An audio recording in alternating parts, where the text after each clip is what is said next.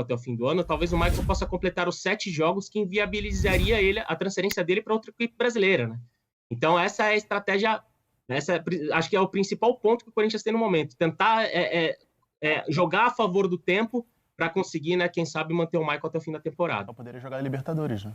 E aí é justamente isso que eu ia perguntar, Letícia. Faria sentido para o Flamengo, se essa negociação não acontecer agora, tentá-la de novo no meio do ano? Ou aí, para o rubro-negro, provavelmente desistiria? Acho que provavelmente o Flamengo desistiria, porque você teria um jogador para jogar somente a Libertadores e que no momento que ele chegaria, ele não seria o titular para a posição, né? Ele precisaria disputar a posição com um meio de campo que já está consolidado ali na principal competição do Flamengo no ano. Eu acho que não faria sentido o investimento e acho que esse investimento no fim de janela se justifica pelo momento, assim.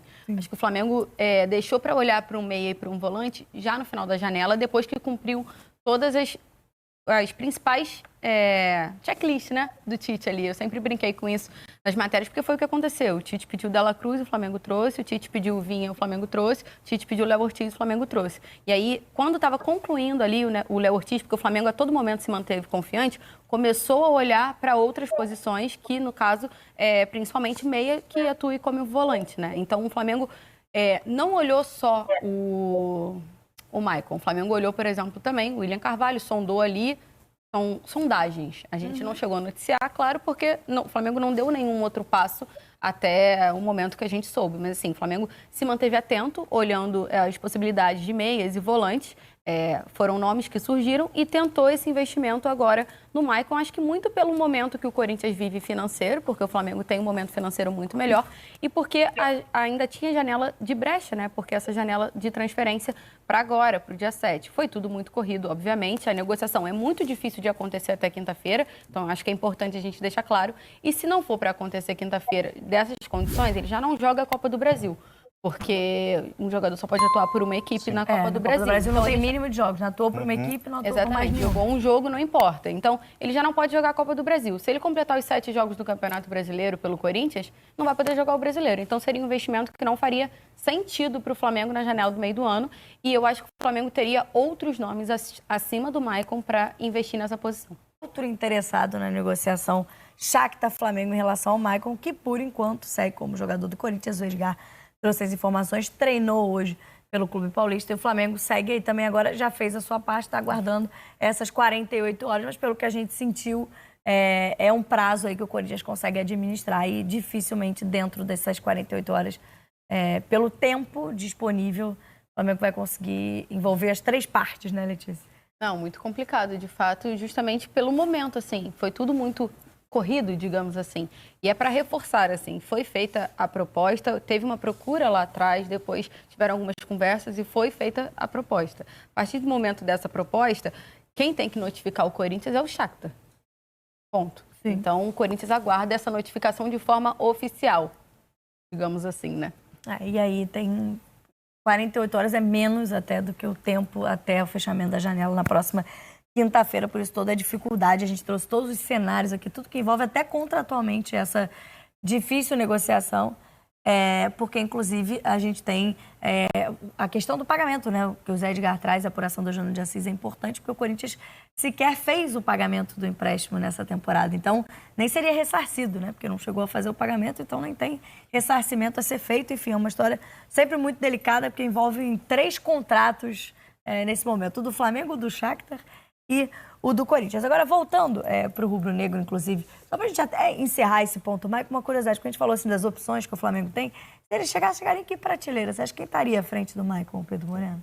Na frente do Maicon? Os titulares da posição, né? Botando ali como os volantes hoje, o Pulgar e o Dela Cruz, o Gerson. Garoto. O Gerson está machucado? O Gerson foi operado. Né? Mas voltando de lesão psicológica, assim, tá voltando de lesão, a gente vai ter que saber fisicamente. 2 meses e meio. Então a gente está falando quase junho. Isso, já seria quase isso. Mas então vamos tirando o Gerson. Eu acho que ele chega ali na mesma prateleira ali, praticamente, do Alan, que jogou muito pouco. O Igor Jesus ainda vem atrás. Acho que vem. Porque é um jogador que você está falando de desenvolvimento. E aí volta até é um contexto completamente diferente, mas a gente volta naquilo que a gente estava falando no Vasco com relação ao desenvolvimento de quem vem da base. É o tipo de contratação que naturalmente também de certa forma, dar uma freada no desenvolvimento do garoto, porque os minutos que, em tese, a gente imaginava, que a gente viu ele tendo em alguns jogos ali, possivelmente o Maicon passaria a ter esses minutos também. Mas eu acho que ele viria ali na mesma prateleira, assim, do Alan, brigando por posição. É que ele pode jogar mais à frente também, né? O Alan é mais primeiro, no máximo segundo. O Maicon pode jogar ali no meio campo, ele pode jogar em quase todas as funções. Concorda, Gonza?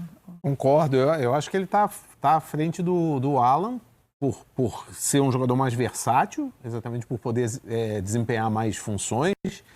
E pela questão física, porque o Maicon aparentemente resolveu as dele e o Alan ainda está ali, né? Vai, entra, sai, não consegue ter uma sequência. Acho que isso vale também para o Igor Jesus, e aí entra também a questão da experiência. Igor Jesus entrou muito bem, mas ainda é um jogador em formação. Eu diria que o Maicon, se o Flamengo conseguir desenrolar essa novela até quinta-feira, ele chegaria numa situação hoje de reserva, porque o Flamengo está com uma equipe, como costuma dizer o Tite, ele fala muito em equilíbrio. Então, não acho que ele fosse... não é um jogador para você chegar e mexer numa estrutura de time, tirar o De La Cruz, ou fazer um time com 4 meias, tirar o Luiz Araújo, por exemplo. Não vai fazer isso, ainda mais na véspera de uma fase decisiva. Então, ele chegaria talvez com o status ali de um reserva imediato para algumas posições do meio de campo, aí já, a meu ver, à frente de quem está lá na reserva. Alan, Vitor Hugo, enfim. Quer ver um exemplo? Por exemplo, se você não tem o Arrascaeta, ou se você precisa poupar o Arrascaeta, você pode puxar o De La Cruz para fazer essa função de jogar mais centralizado. E ali, nessa disputa de posição, por exemplo, você mantendo o Pulgar como primeiro, ele sai na frente do Maicon, por exemplo, para jogar como segundo muito mais do que o Alan, porque você formar um meio-campo... Maicon sai na frente do Alan. O Maicon sai na frente do Alan, porque você formar uma dupla de meio-campo com Pulgar e Alan, você perde muito com relação ao time com a posse de bola, porque são dois jogadores que são mais de saída do que exatamente de chegada. O Maicon é mais parecido em termos de características com o Gerson e com o próprio De La Cruz. Agora, já que ele está atento aos calendários e os juridiqueiros do futebol brasileiro também, a gente está na expectativa... Não, ninguém está, né? Nem os juristas do futebol brasileiro estão de acordo. Mas, enfim... Tirar dúvida sobre isso é bem complicado. A gente está na expectativa da chegada do Léo Ortiz hoje, o desembarque dele no Rio de Janeiro. E é um jogador que o Flamengo, como você mesma, já trouxe pra gente uma novela que foi se arrastando, o Flamengo muito confiante, mas foi se arrastando aí ao longo dos últimos meses, né? Hoje o Flamengo tem uma dupla de zaga titular que a gente não imagina, pelo menos de início, sendo barrada. Pelo menos imagino isso, mas quero essa discussão, Sério? A primeira coisa, quando que o Léo Ortiz estaria à disposição? Essa pergunta, a brincadeira que eu fiz aqui, em função de regularização. Talvez para o segundo jogo do Fla-Flu?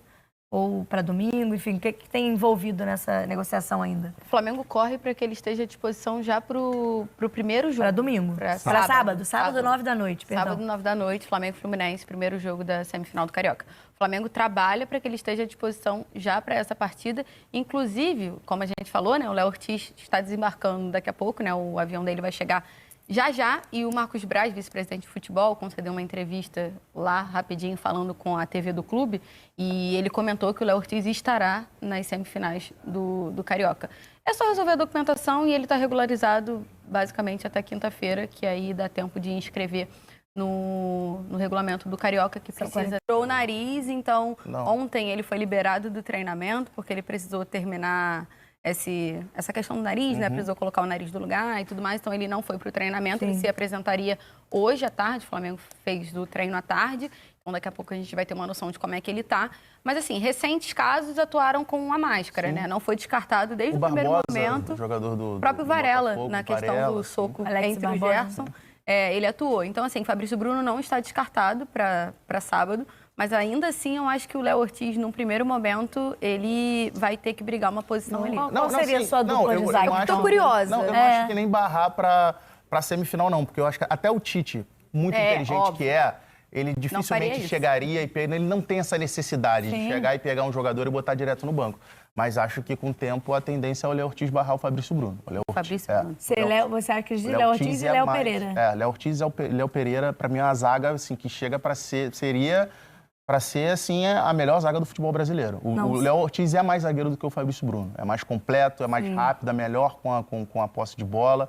É um cara muito inteligente com relação também às coberturas. E o Léo Pereira eu também acho mais zagueiro do que o Fabrício Bruno. O Léo Pereira tem a questão do pé esquerdo, né? Que é um diferencial hoje no mundo.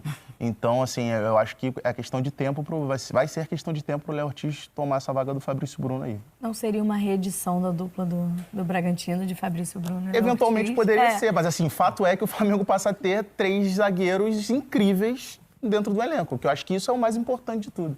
O Flamengo, até pouco tempo atrás, o Flamengo tinha muita quantidade de zagueiros, mas na verdade ali para resolver tinha poucos.